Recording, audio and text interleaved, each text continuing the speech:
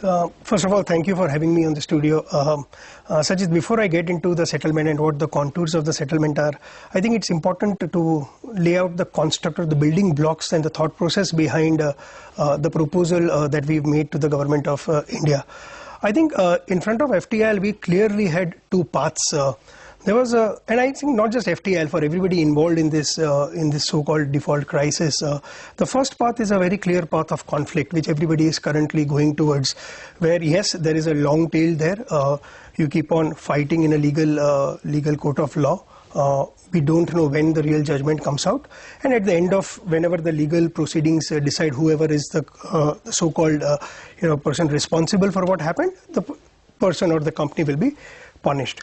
We believe there is a better alternative, which is a resolution path. As FTIL, somebody who has to protect the interest of 63,000 minority shareholders, we believe the path to resolution is a path where we believe there is good for everyone. There is good for the so-called trading clients of NSCL who have to receive these payouts. It's good for the brokers. It's good for the government. It's good for the country per se. It's definitely good for the FTIL shareholders. So we've clearly proposed this to the government, considering the fact that all the concerned people over here will probably choose to look at a path of resolution. And in that, our basic construct has been to be fair, equitable, and just not just to FTIL and its shareholders, but to everybody concerned. That's the assumptions under which what we thought was right. We probably made this proposal.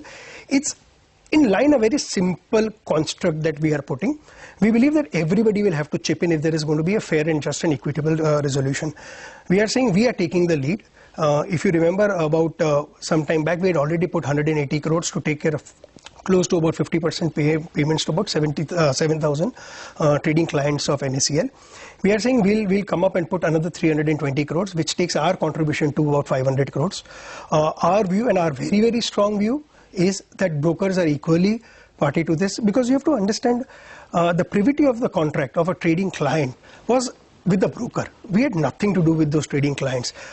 For 3 years, these trading clients used the brokers to probably trade on the platform of NSCL. We somewhere believe these brokers are also now getting caught into this. We believe if the broker also, with the resolution in mindset, pitches in with their 500 crores, we will have close to about 820 crores at the first instance. Now let me share with you, Sanjit, what this 820 crore does.